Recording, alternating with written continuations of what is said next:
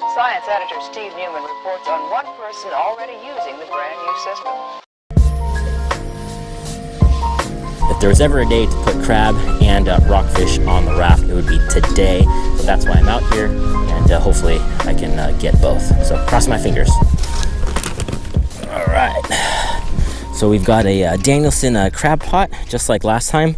The one thing I did different versus the last video was this modification here, and it's actually a correction to stay compliant with California regulations. So somebody pointed out in my previous vid that the openings I had weren't big enough, and I think he was right. In California, you have to have a minimum opening of I think 5 inches all the way around for your crab pot. So these Danielson crab pots, they don't come designed like this. The corners actually come, you know, they make a full 90-degree turn here. So what I did was I got some pliers and bent them into this kind of staircase setup here. So that way there's an opening of 5.5 inches across all the way around. In the event you lose your pot, let's say you lose the lead line, or you forget where it is, or you can't come out and get it, the government, or you know, the CDFW or DFW, whatever they're called today, they want to prevent ghost trapping. In its lifetime, this crab pot, if it didn't have a destructible opening big enough for crabs and other fish and wildlife to you know, swim and crawl out,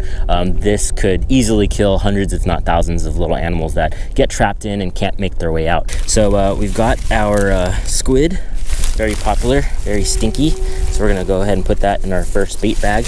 Okay, and the second thing I have today is, for your viewing pleasure, this stuff is super gross. I'm not gonna throw up from the movement. I'm gonna throw up from how gross everything is in here. Ooh, check that out.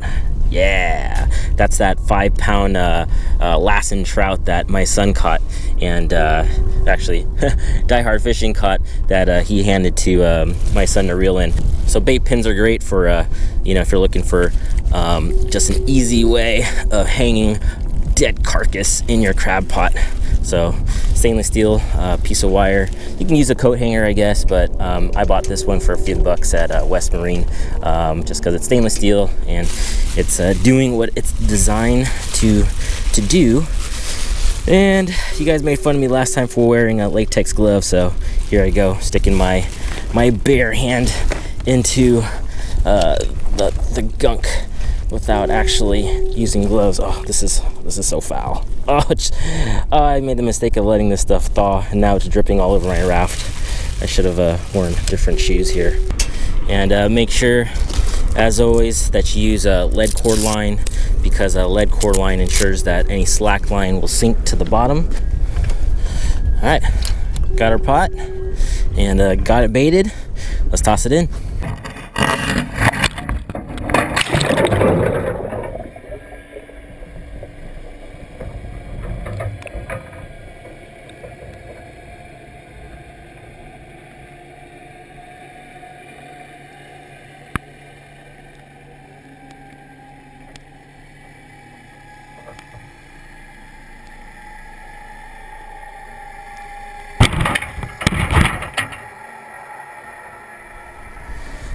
All right, pot number 2.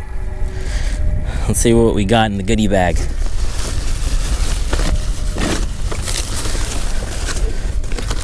Oh, striper. So this is the striper that June caught, that he gave to me, that I gave to my mom for a catch and cook.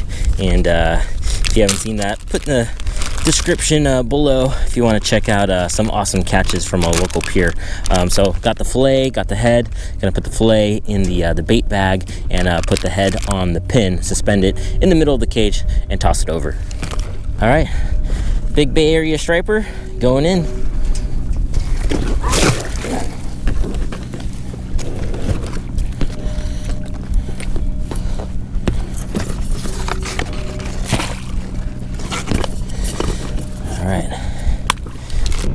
All right, attempt number 3, or bait cage number 3. So what kind of goodies do we have for this one? Well, this one comes pre-packaged, courtesy of my buddy Art, who works as a butcher. So I was like, man, there's got to be an easy way to get free meat. or at least free bait. And I remembered I have a friend that's a butcher, so of course they're gonna have scraps, right? I didn't want to deal with like raw, like chicken or beef meat, so I picked the next best thing, salmon. So I run the risk though of using salmon because salmon is a seal's favorite bait to steal out of your cage.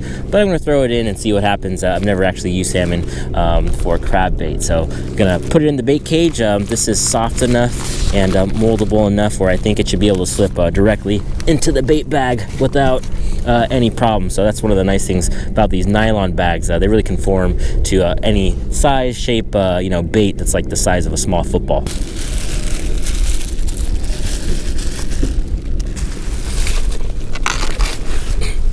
A nice big old salmon head that goes in. Nice little miscellaneous fillet. Here's some of the spine that was missed. And yeah, that should just about do it right there. All right, got the salmon. Pot number 3. Let's send it over. Camera got all wet. GoPro's probably all wet. Toss the marker over. Little floater. There you go. Now the wind's actually not too bad. I'd say we're blowing at like 6-7 miles an hour, and it's actually, yeah, 6-7 miles an hour. It's pushing me at about 1 to 2 miles per hour on the surface of the water, which is perfect trolling speed. So that's good to know. 6 to 7 mile per hour wind out in open water, relatively flat water like this, pushes me at a really good trolling speed. I think for salmon, maybe even rockfish. So speaking of rockfish, let's get that set up. Got my Mojo, I think it's a 7-foot medium heavy inshore with a 2500 Penn conflict and 20-pound braid. So got to be smart, got to position myself for a good drift. I have a good idea of where the wind's blowing me, so I'm going to go to point A, and hopefully the wind will drift over to point B, and I can jig the bottom during that time. So yeah, fingers crossed. Let's see if we can get a rockfish on the raft.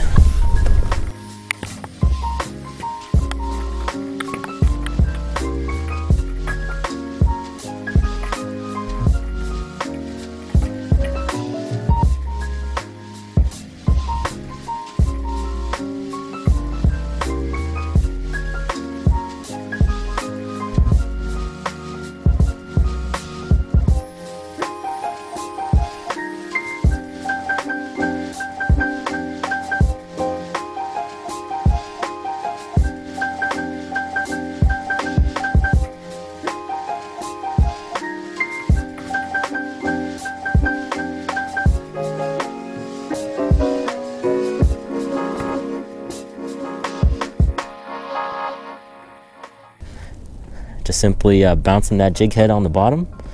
That kaolin scrub, I bet it'll pick up a little rockfish, you know, crossing my fingers, of course. If a ling does come and hit it, I'll be super happy. It'd be pretty cool though if I catch a little rockfish, because then I can use them for bait. So yeah, just super awesome being out here. Super still, super quiet. Man, yeah, super happy to be out here. Last video was a little hectic. This one hopefully is a little different. Oh, fish on, baby, fish on.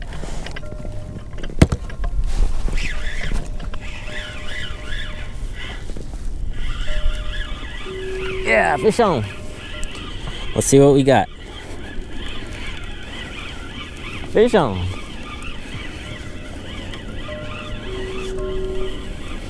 Woohoo! Baby ling.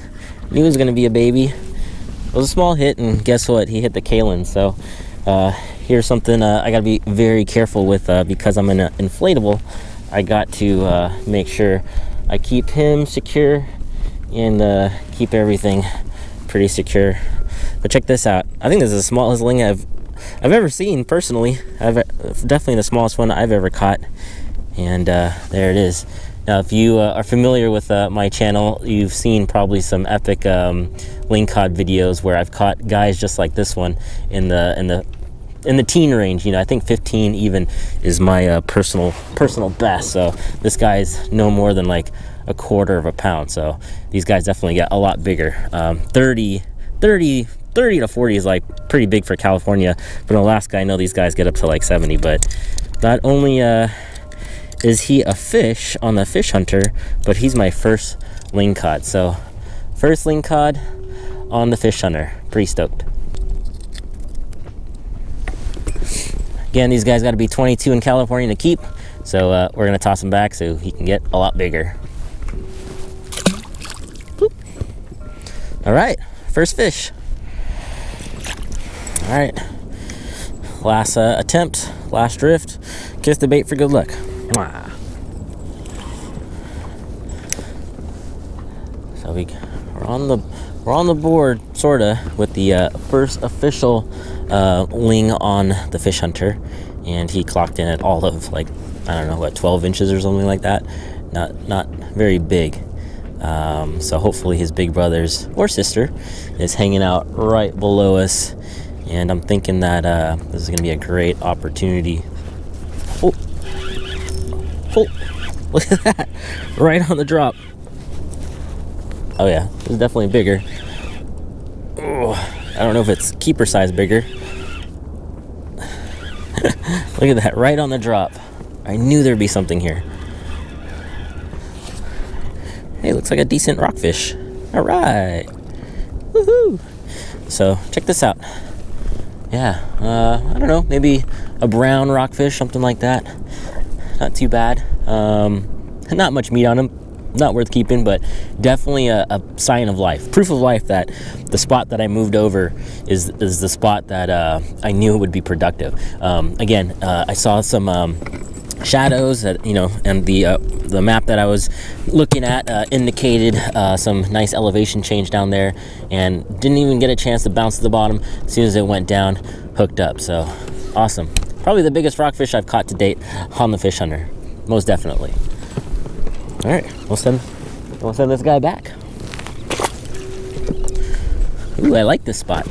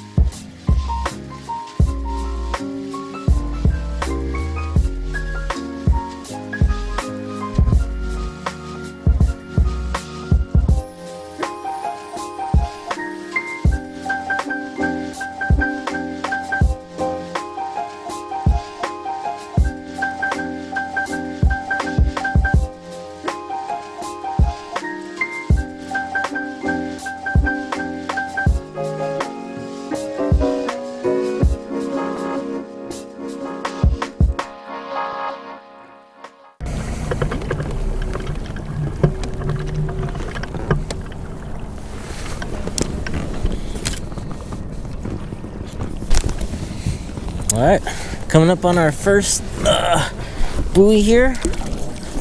First crab buoy. Marks, of course, where your crab pot is. That is the fun part, pulling up all the line, and then, you know, the weight of the crab pot. Let's see if anyone's home. Oof.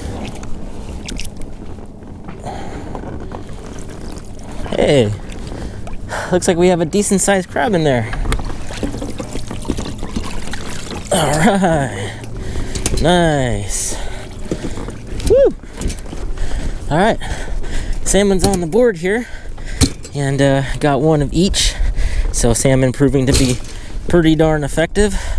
Let's measure out the rock crab first. Okay, he doesn't want to come out. There's some healthy claws in there. Nice red rock crab. Might be a brown rock crab, but look at the size of those pinchers. Huge, huh? Imagine getting your finger stuck in there, and that would be no fun. So you know what, I'll go ahead and hang on to this guy, because there's a lot of meat in those pinchers, and definitely is more than 4 inches across. All right, this is the one I was looking for right here. Yeah, male dungeness crab. See the apron, nice and skinny. Beautiful clean crab. Let's measure it just for kicks, just to make sure that he's gonna keep, right? Oh yeah, 6 inches, over 6 1/4. So keeper in California, keeper in Oregon, and a keeper in Washington, as of this vid at least. So definitely what I was targeting today. Awesome, got one.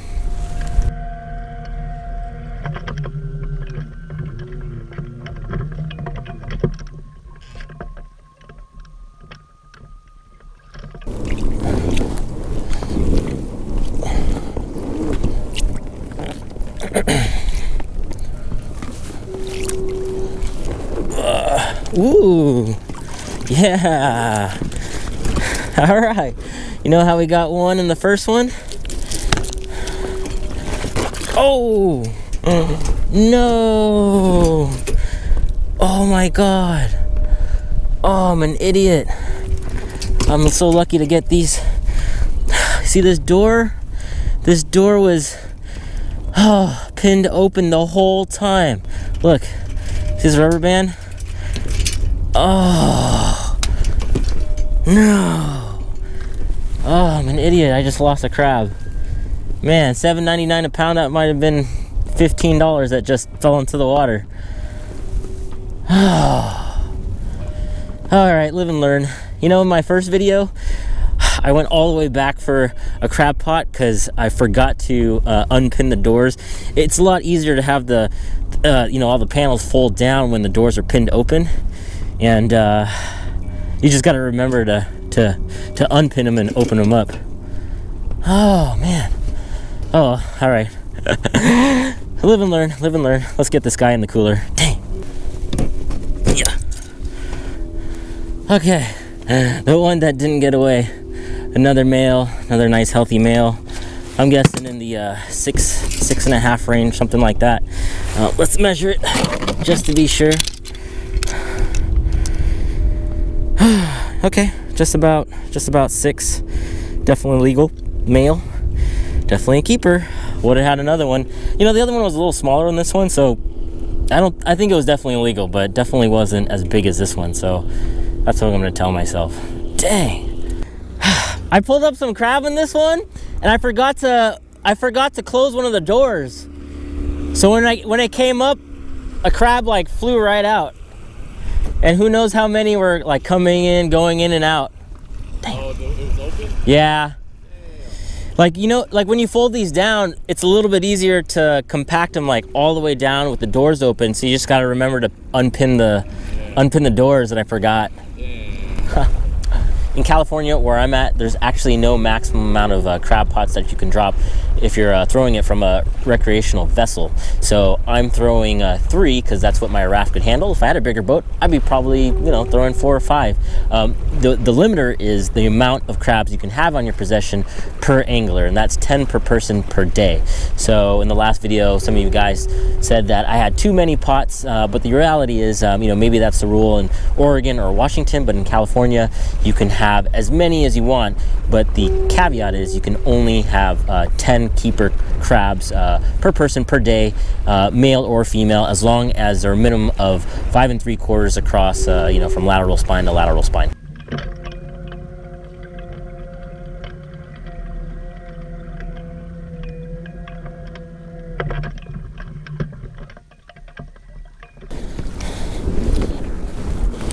Whew. Oh man, that's getting pretty heavy. Oh God, I hope I close the doors on this one. All right. Okay. Whew. A lot of rock crabs. Okay. Whew.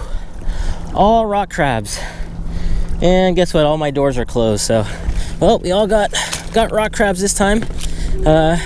Definitely on the small side. So I'm going to do them a favor, and actually myself a favor. Whoa, that one just fell out because he's so small. I'm gonna do myself a favor and these crabs a favor and let them go, because it's just not worth eating, not worth processing. I got a couple dungeness crabs, so I think it's time to go. Not too bad. Got my first ling cod, first rockfish. Could have kept that one, but I decided not to. And got some good head shakes on a couple of bites, but didn't hook up. And 2 dungeness crabs. Maybe a lot more if I was smart enough to keep my trap shut. Okay, time to head in.